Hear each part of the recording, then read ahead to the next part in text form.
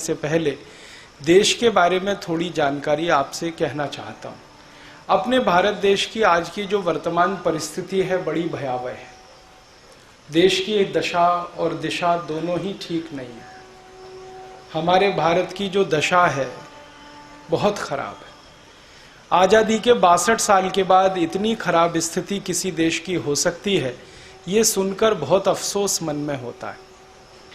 और ये एक ऐसे देश के बारे में अफसोस होता है जिस देश में महात्मा गांधी, सरदार भगत सिंह, ऊधम सिंह, चंद्रशेखर आज़ाद, तात्या टोपे, नाना साहब पेशवा, नाना फडणवीस, झांसी रानी लक्ष्मीबाई, रानी झलकारी बाई, कित्तूर चेन्नम्मा, रानी दुर्गावती, ऐसे महान महान क्रांतिवीरों की जन्मस्थली, कर्मस्थली जो देश रहा, उस देश के बारे में ये जान और सोचकर बहुत अफसोस होता है कि इतनी खराब हालत है।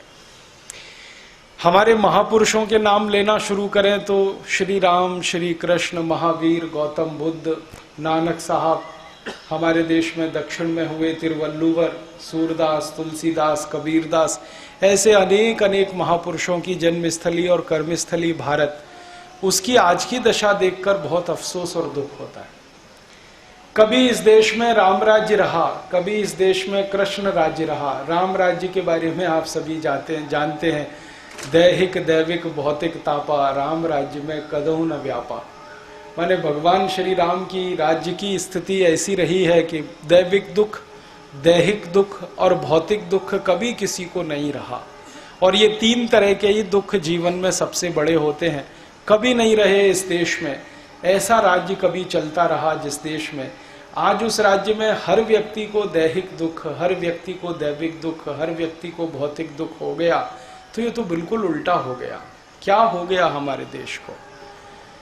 कौन सी ऐसी विपदा ने घेरा, कौन सी ऐसी हमारी कर्महीनता की स्थिति बनी है, क्या हो गया है जो हम इतनी दारुण स्थिति में हैं? जिस भारत में श्री राम ने कभी शासन किया और राम राज्य में कभी कोई गरीब नहीं, भूखमरी का शिकार नहीं, कोई चोरी नहीं करता, कोई डकैती नहीं डालता, किसी को फांसी नहीं देनी पड़ती, कोई अपराध नहीं होता, ऐसा आदर्श राज्य जिस देश में रहा हो, उस देश के आज के राज्य की व्यवस्था बहुत शोचनीय है, बहुत ज़्यादा दुर्गतिपूर्ण है। कुछ छोटी छोटी बात आंकड़े में करूं तो वो कुछ ऐसी बातें हैं।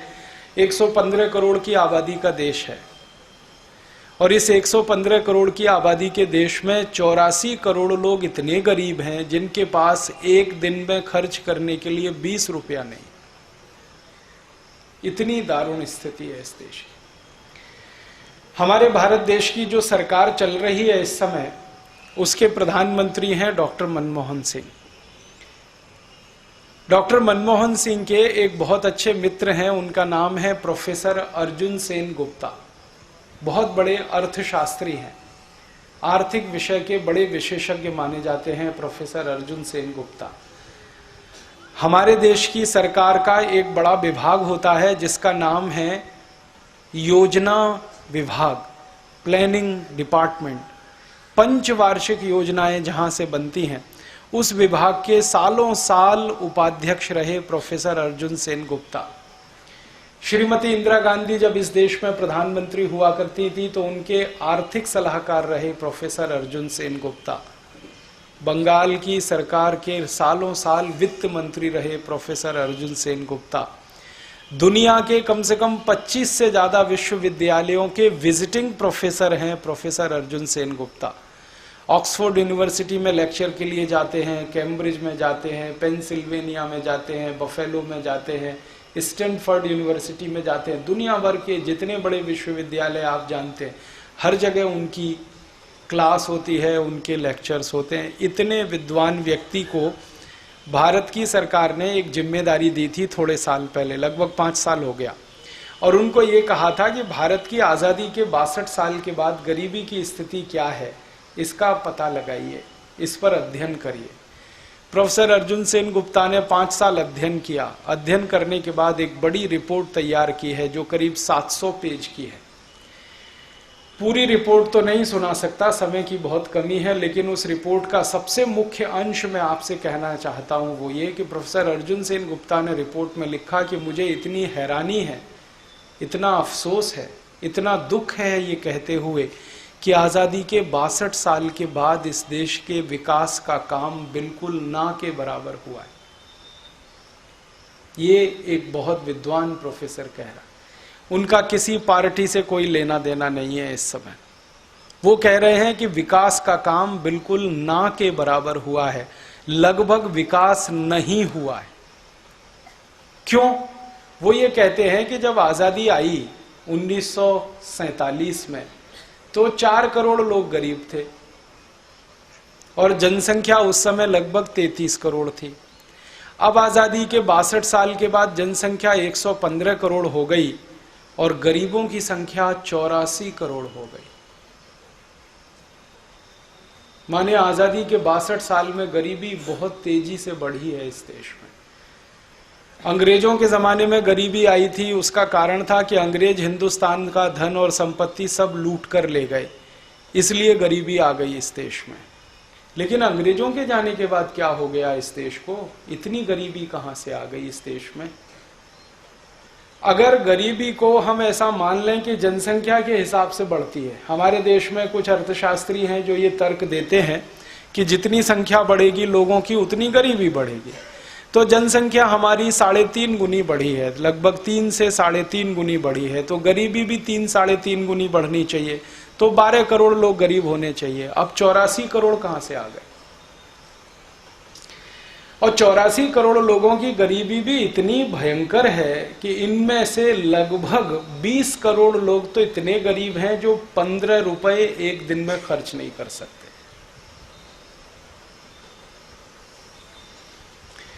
लगभग हमारे देश में 20 करोड़ लोग एक दिन में 15 रुपए खर्च नहीं कर सकते। 12 करोड़ लोग ऐसे हैं जो एक दिन में 7 रुपए खर्च नहीं कर सकते,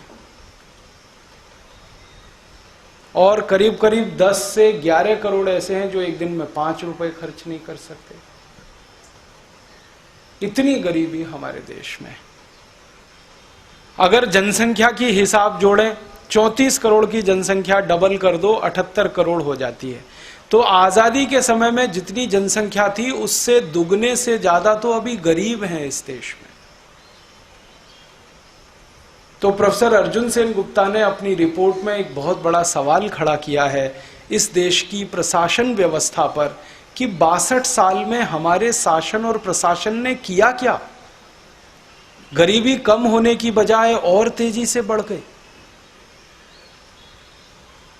हमारे देश की सरकार हर 10 साल पर जनसंख्या का आकलन कराती है, जिसको आप जनगणना कहते हैं।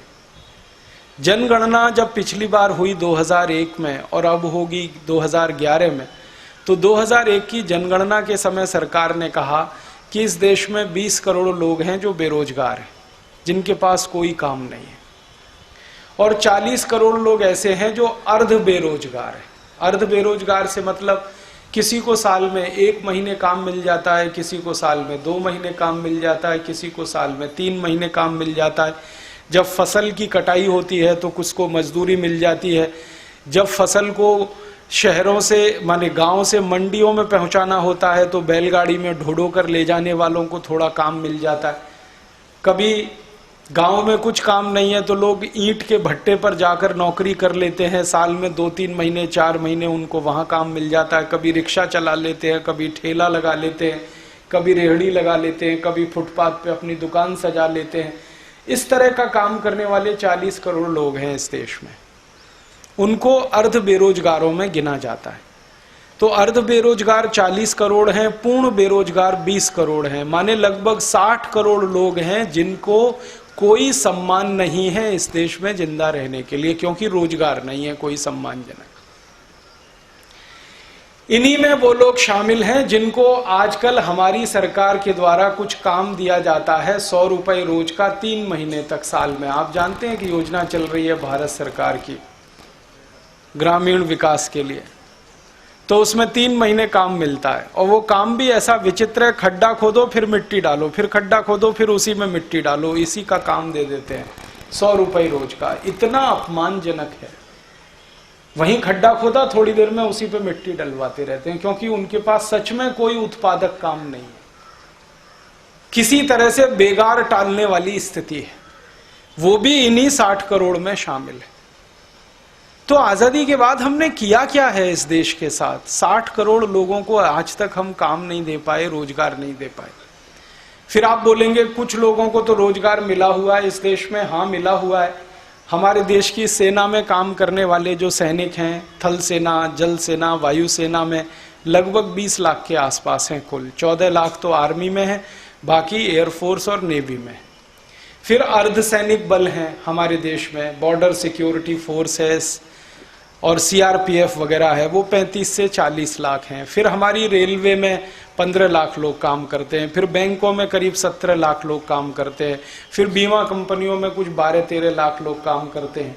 फिर भारत के पब्लिक सेक्टर में कुछ लोग काम करते हैं। फिर सरकारी नौकरियों में काम करते हैं। फिर राज्य सरकारी नौकरियों में काम करते हैं। ऐसे कुल लोग अगर मिला दिए जाएं ऊपर से नीचे तक, प्रधानमंत्री से लेकर और चतुर्थ क्लास कर्मचारी तक, तो भारत के 35 राज्यों में कुल जमा 2 करोड़ लोग हैं ऐसे। बस 2 करोड़ लोग हैं जिनको परमानेंट नौकरी है, परमानेंट, जिनकी कहीं नौकरी जाने वाली नहीं है। भले उनकी तनख्वाह के लिए कर्ज लेकर सरकार को काम करना पड़े, लेकिन उनकी तनख्वाह बदस्तूर रहने वाली है।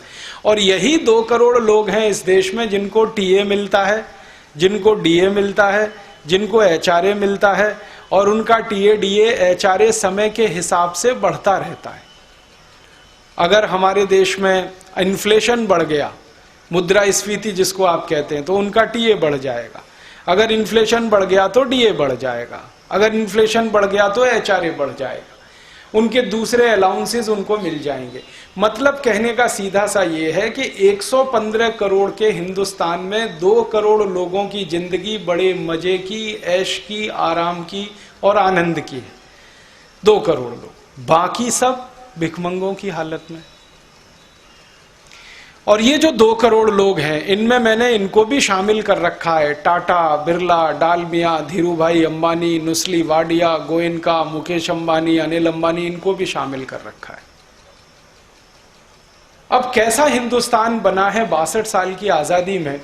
एक दिन मैं रिलायंस कंपनी के बैलेंस शीट पढ़ रहा था, उनके कुछ डेटा निकाल रहा था, आंकड़े निकाल रहा था, तो पता चला कि मुकेश अंबानी और अनिल अंबानी दोनों की 1 मिनट की आमदनी 20,000 रुपए।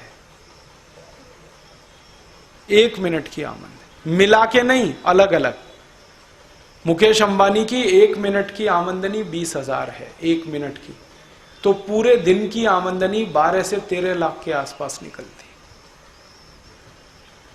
अब मुकेश अंबानी और अनिल अंबानी हैं जिनकी 1 मिनट की आमदनी 20,000 है, और 84 करोड़ लोग इस देश में हैं जिनकी 1 दिन की आमदनी 20 रुपए से कम है। ऐसा देश हमने बनाया। अगर इसको किसी मुहावरे में कहना पड़े तो कुछ ऐसा ही देश है ये कि संपत्ति और समृद्धि के कुछ थोड़े बहुत टापू बन गए हैं, बाकी गरीबी का महासागर और दलदल इस देश में लहरा रहा है। आप में से भी जो लोग यहां बैठे हैं, काफी 80 से 90% आप में से वही लोग हैं वो जो 2 करोड़ वाली श्रेणी में आते हैं। हाँ, आप लोग 84 करोड़ वालों में से नहीं हैं। उनको तो सुबह को खाकर शाम की जी, और शाम को खाकर अगले सुबह की, इसी चिंता में जिंदगी बीतती है। तो हमने किया क्या है इस देश में आजादी के बाद, ये बड़ा प्रश्न खड़ा हुआ है। और हमारे देश की संसद अब इस मुद्दे पर बहस करने को तैयार नहीं है। प्रोफेसर अर्जुन सेन गुप्ता को मैं 2 बार मिला ये रिपोर्ट आने के बाद, और मैंने उनसे कहा कि आपकी रिपोर्ट आ गई? हाँ आ गई। आपने संसद को दे दिया? हाँ दे दिया। प्राइम मिनिस्टर को दे दिया? हाँ दे दिया। आगे क्या? तो उन्होंने कहा आगे क्या, वो कूड़े की टोकरी में चली गई। आगे क्या? जैसे सब रिपोर्ट आती है और चली जाती है। तो मैंने कहा अगर कूड़े की टोकरी में ही डालना था तो आपने 5 साल इतनी मेहनत क्यों की? तो उन्होंने कहा मैंने मेहनत सिर्फ इसलिए की कि देश के लोगों की आंखें खोल सकूं कि हुआ क्या 62 साल में। हम तो 62 साल में ये मान के बैठे हैं कि देश ने बड़ी तरक्की कर ली है, बड़ा विकास कर लिया है इस देश ने। और हमारे तरक्की और विकास को हम नापते कहां से हैं? बड़े बड़े फ्लाईओवर बन गए हैं, 6 लेन की सड़क बन गई है, प्रधानमंत्री सड़क योजना, चतुर्भुज, वो जो है गोल्डन क्वाड्रिलेटरल और फिर गोल्डन ट्रायंगल, ये सब बन गए हैं। बड़े बड़े 5 स्टार होटल बन गए हैं। बड़े बड़े मॉल्स बन गए हैं, शॉपिंग कॉम्प्लेक्स हो गए हैं, कहीं कहीं शहरों में मेट्रो ट्रेन चलने लगी है, कहीं मोनो रेल चलने लगी है, हवाई जहाज आसानी से उड़ने लगे हैं, हवाई जहाज में यात्रा करने वाले लोग बढ़ने लगे हैं, रेल में एसी क्लास में सफर करने वालों की संख्या बढ़ गई है। तो हम तो ये सब देख के कहते हैं देश ने बड़ा विकास कर लिया।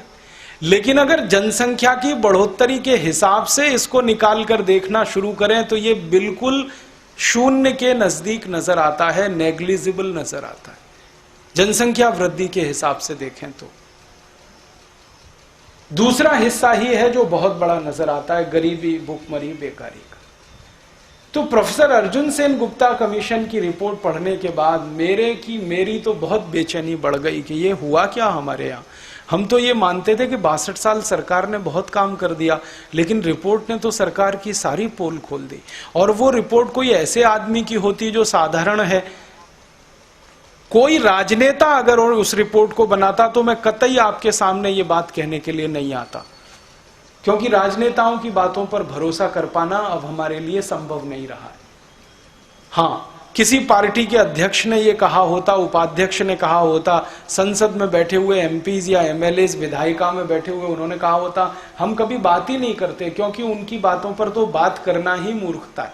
लेकिन एक बड़े विद्वान व्यक्ति के द्वारा तैयार की गई रिपोर्ट, जिसने सारी दुनिया में अपना लोहा मनवाया है और वो ईमानदार और निस्वार्थ भाव से इस बात में लगा हुआ है कि आज़ादी के 62 साल इस देश में हुआ क्या, ये जानना चाहिए, वो बताने के लिए ये रिपोर्ट उन्होंने तैयार की है। गरीबी मिटी नहीं, बहुत बढ़ गई। बेरोजगारी खत्म नहीं हुई, बहुत बढ़ गई। लोगों की भूखमरी भी कम नहीं हुई, बहुत बढ़ गई।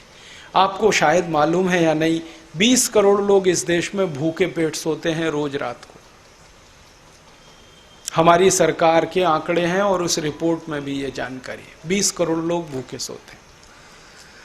आधे से ज्यादा बच्चे जो जन्म लेते हैं इस देश में, वो अपनी उम्र के तीसरे महीने में मर जाते हैं, क्योंकि उनकी माँ उनको दूध पिलाने की स्थिति में नहीं होती, क्योंकि माँ के शरीर में दूध नहीं बनता, क्योंकि माँ को संपूर्ण भोजन नहीं मिलता, खुराक नहीं मिलती। आधे से ज्यादा बच्चे तीसरे महीने उम्र तक पहुंचते मर जाते हैं। आजादी के 62 साल हो गए, हमारे देश की 50% आबादी अभी भी अनपढ़ है, निरक्षर है, जिसको पढ़ाई लिखाई के बारे में कुछ पता नहीं, क्योंकि स्कूल नहीं, कॉलेज नहीं। हमारे देश में अगर आंकड़ों में आप देखेंगे तो स्कूलों की संख्या लगभग 13 लाख है, लेकिन जब मैंने ज्यादा बारीकी से देखना शुरू किया तो इन 13 लाख स्कूलों में 90% स्कूल ऐसे हैं जहां विद्यार्थियों के लिए टॉयलेट और बाथरूम की व्यवस्था नहीं है, मूत्रालय नहीं है, संडास घर नहीं। जिन स्कूलों में मूत्रालय ना हो, संडास घर ना हो, वहां बिल्डिंग कैसी होगी आप अंदाजा लगा सकते। हमारे देश में जितने विद्यार्थी कक्षा 1 में पढ़ने के लिए भर्ती होते हैं, कक्षा 8 तक आते आते आधे विद्यार्थी उसमें से निकल जाते हैं, जिनको अंग्रेजी में कहते हैं ड्रॉप आउट्स, आधे से ज्यादा। और जो उच्च शिक्षा के द्वारा तैयार होकर निकल आते हैं, 35 से 40 लाख विद्यार्थी हर साल इस देश में ग्रेजुएट और पोस्ट ग्रेजुएट होते हैं, वो बेरोजगारों की भीड़ में शामिल हो जाते हैं, क्योंकि उनके पास रोजगार की कोई व्यवस्था नहीं। इससे भी ज्यादा दारुण की स्थिति, दुख की स्थिति इस देश में यह है कि जनसंख्या की सबसे ज्यादा बढ़ोतरी ग्रामीण इलाके में है।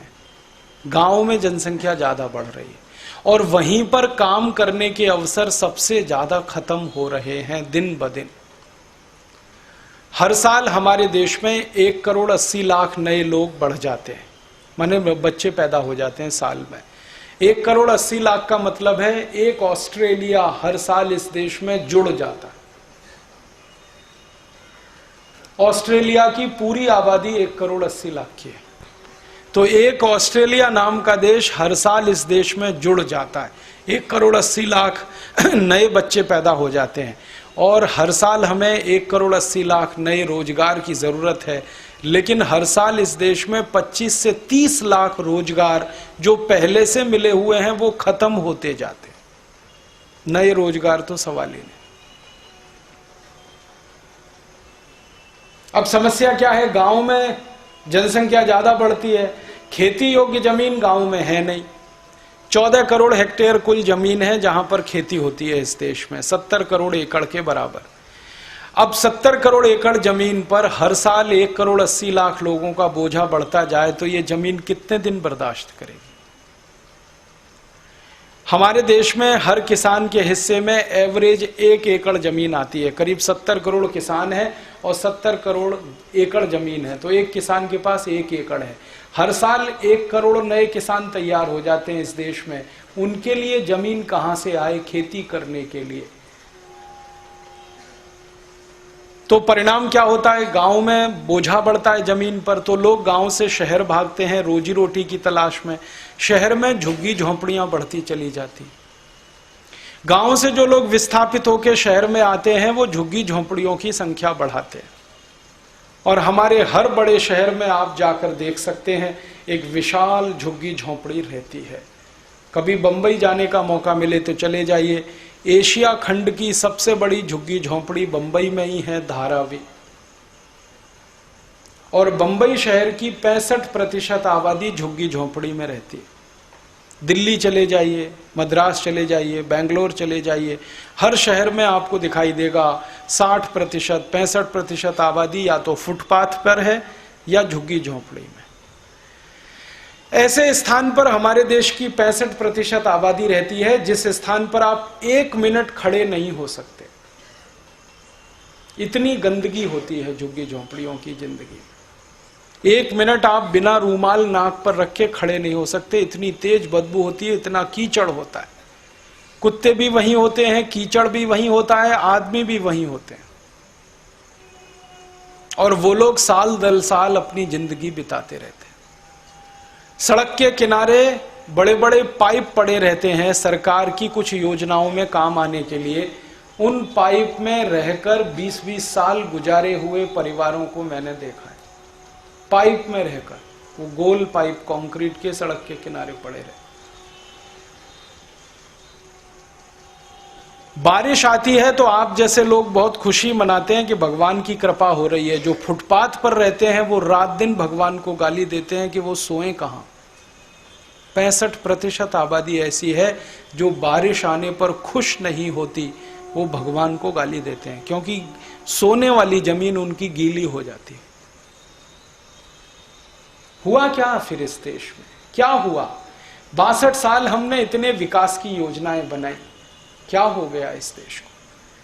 बुनियादी जरूरतों के बारे में भारत सरकार की एक रिपोर्ट तैयार हुई थी आज से 4-5 साल पहले कि कितने लोगों को बुनियादी जरूरतें पूरी करने का मौका मिलता है। 7 करोड़ परिवार हैं सिर्फ जिनकी बुनियादी जरूरतें पूरी होती हैं। बुनियादी जरूरतें माने उनके पास बिजली है, उनके पास शिक्षा है, उनके पास बीमार होने के बाद डॉक्टर की व्यवस्था है, इलाज की व्यवस्था है। सिर्फ 7 करोड़ परिवार, बाकी 14 से 15 करोड़ परिवारों के पास तो वो भी नहीं है। बुनियादी जरूरतें पूरी करने का कोई रास्ता नहीं। ना उनके पास शिक्षा है, ना स्वास्थ्य है, ना चिकित्सा है, ना डॉक्टर है, ना दवाएं। 6,38,365 गांव हैं इस देश में। मुश्किल से 2.5-3 लाख गांव हैं जहां बिजली है, मुश्किल से 2.5-3 लाख। मुश्किल से 1.5-2 लाख गांव हैं जहां चलने को सड़क है, बाकी सड़क ही नहीं है, कुछ नहीं है। तो बार बार मन में प्रश्न आता है कि क्या हुआ इस देश को?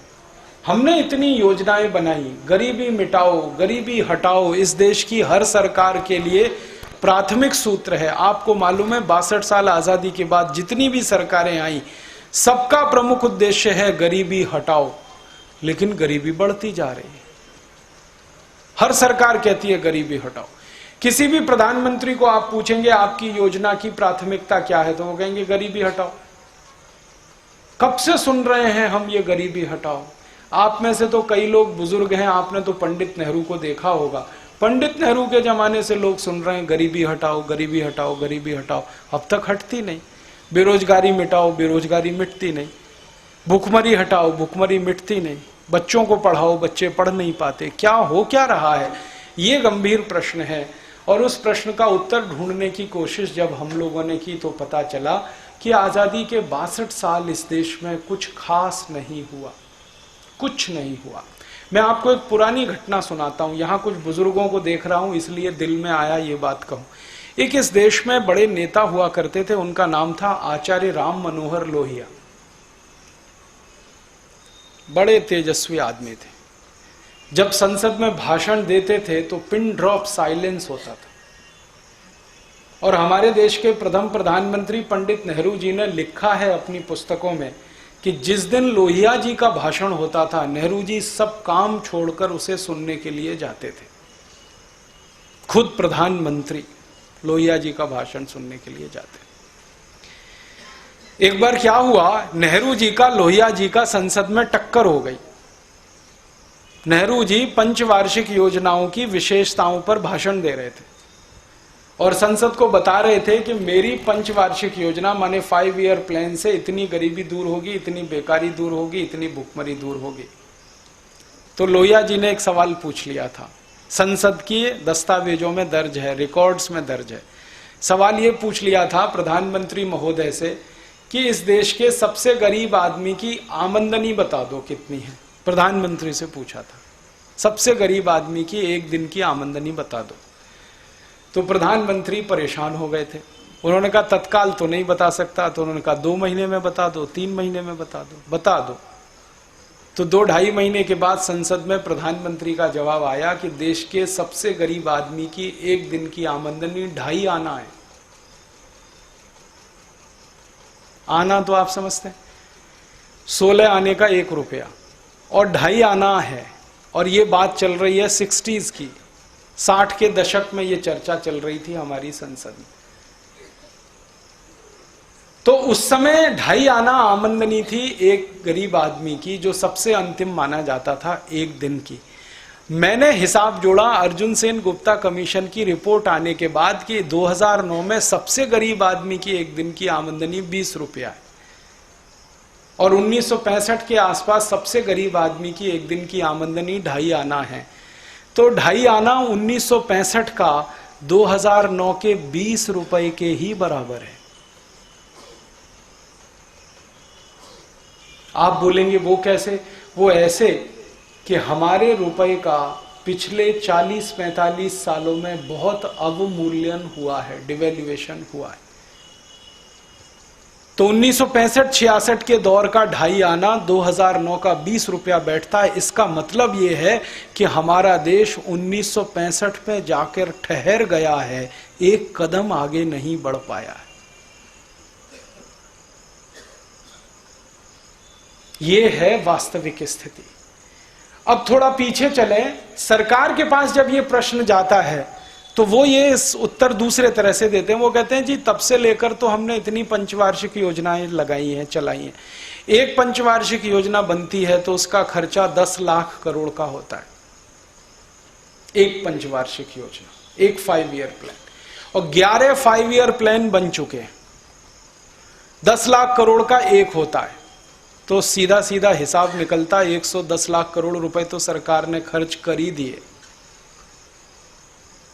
अब 110 लाख करोड़ रुपए जिस देश की पंचवार्षिक योजना में खर्च हो चुके हैं, वहां 84 करोड़ लोग गरीब कैसे हैं, यह समझ में नहीं आता। एक दिन मैंने सोचा कि ये 110 लाख करोड़ रुपए को एक एक आदमी को ऐसे ही बांट देते तो हर आदमी इस देश में लखपति हो जाता, क्योंकि 115 करोड़ की तो जनसंख्या है और 110 लाख करोड़ रुपया खर्च हो चुका है। करोड़ से करोड़ को काट दो, 110 लाख